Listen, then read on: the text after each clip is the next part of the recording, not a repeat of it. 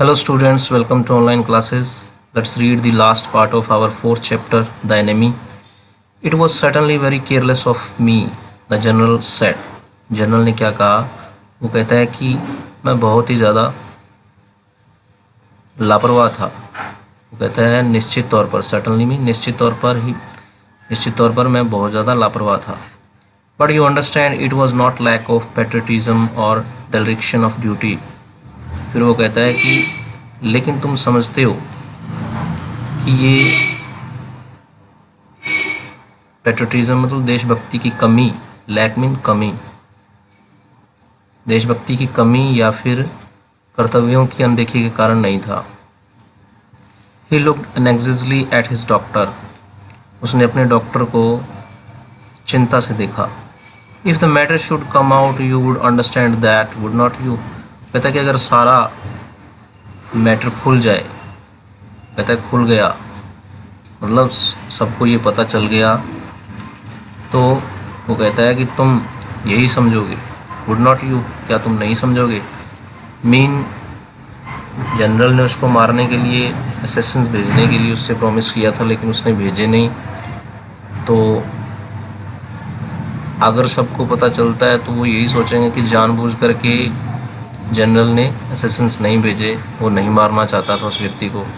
तो वो कहता है कि इसलिए वो लोग समझेंगे कि मेरे अंदर देशभक्ति नहीं है देश के प्रति और कर्तव्य निष्ठा नहीं है। Certainly your excellency, निश्चित तौर पर मान्यवर। Sadao said he suddenly comprehended that the general was in the palm of his hand and that as a consequence he himself was perfectly safe. सदाव ने कहा और एकदम से वो समझ आता है, he suddenly comprehended that the general was in the palm of his hand, कि जनरल उसकी मुट्ठी में है। That as a consequence, और परिणाम स्वरूप वो कहता है कि वो खुद पूरी तरह से सुरक्षित है। I can swear to your loyalty, कहता है कि मैं आपकी निष्ठा की कसम खा सकता हूँ। Excellency, he said to the old general, उसने बूढ़े जनरल को कहा, and to your zeal against the enemy, और तुम्हारे जोश, zeal में उत्साह, दुश्मन के विरुद्ध जो तुम्हारा उत्साह था उसकी मैं कसम खा सकता हूँ। You are a good man, the general murmured, तुम बहुत अच्छे व्यक्ति हो, कहता कि तुम अच्छे आदमी हो। The general murmured, जनरल बड़बड़ाया, एंड क्लोज हिज आइज, उसने अपनी आंखें बंद कर ली। यू विल बी रिवॉर्डेड, तुम्हें इनाम दिया जाएगा। But Sadao searching the spot of black in the twilighted sea that night, लेकिन सदाओ उस रात, स्पॉट मतलब कोई धब्बा, निशान ढूंढ रहा था। ब्लैक संध्या के टाइम मतलब शाम के time, in the twilighted sea that night, उस रात। ट्विलाइटेड मतलब धुंधली सी रोशनी। हैड हिज रिवॉर्ड, वो उसका इनाम था। अब उसको कोई भी रोशनी वहाँ पर नज़र आई नहीं, कोई निशान चिन्ह कोई नज़र नहीं आया। There was no prick of light in the dusk, कोई भी प्रिक मतलब कोई भी एक निशान नहीं था वहाँ, चिन्ह नहीं था। डस्क गोधुली, इसका मीनिंग होता है गोधुली मतलब मध्यम सी रोशनी जो होती है शाम के टाइम, उसमें। No one was on the island, कोई नहीं था आइलैंड पर। हिज प्रिजनर वॉज गॉन, उसका कैदी जा चुका था। सेफ डाउटलेस, सुरक्षित निसंदेह।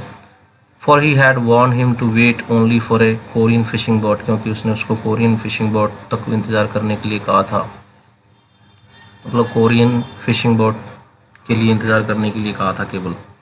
He stood for a moment on the veranda, वरांदे में कुछ क्षण के लिए वो खड़ा हुआ। Gazing out to the sea from whence the young man had come that other night, और देख रहा था, gazing मतलब निहारना या देखना, समुंदर की ओर देख रहा था जहाँ से वो व्यक्ति उस रात आया था। And into his mind, although without reason, और उसके दिमाग में, although without reason, यद्यपि बिना किसी कारण से, there came other white faces he had known. उसके दिमाग में क्या आता है, दूसरे गोरे लोगों के चेहरे आते हैं जिनको वो जानता था. The professor at whose house he had met Hana, professor का घर जहाँ पर वो हाना से मिला था. ए डल मैन, एक नीरस व्यक्ति. And his wife had been a silly talkative woman, और उसकी पत्नी मूर्ख बातूनी औरत. In spite of her wish to be kind, उसकी दयालु होने के इच्छा के बावजूद भी, he remembered his old teacher of anatomy, तो उसके वो अपने ओल्ड टीचर को याद करता है एनाटोमी, शारीरिक विज्ञान के.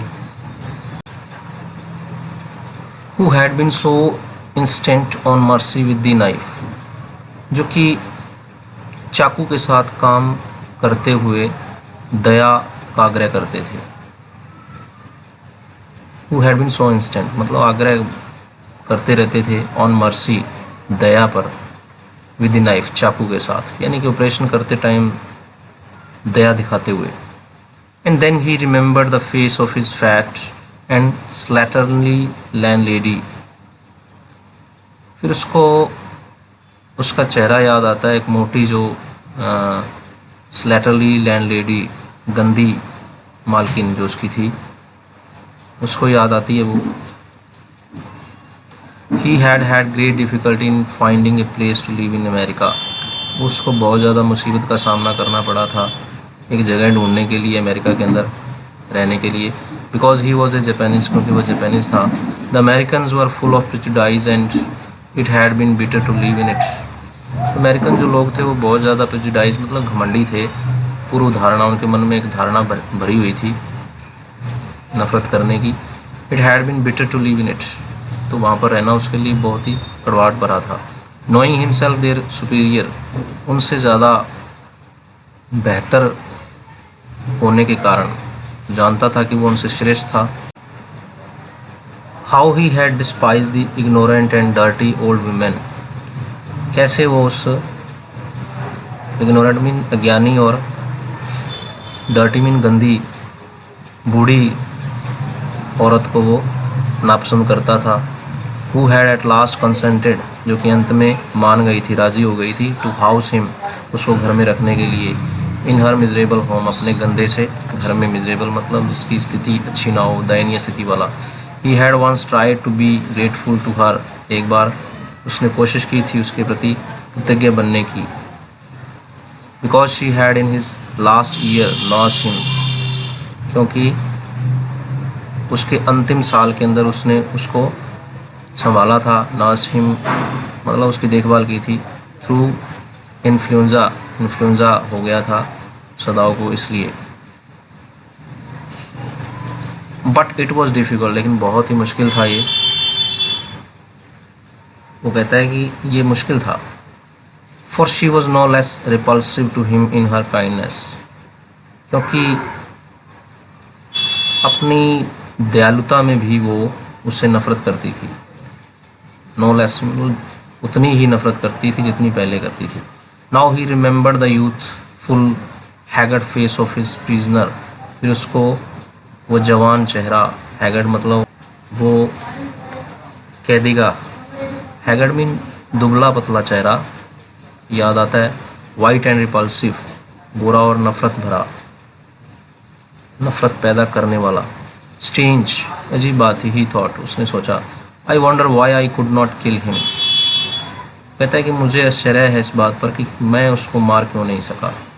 Okay students, we have completed it and side by side you are doing its question answers, and which are remain to complete we will do next.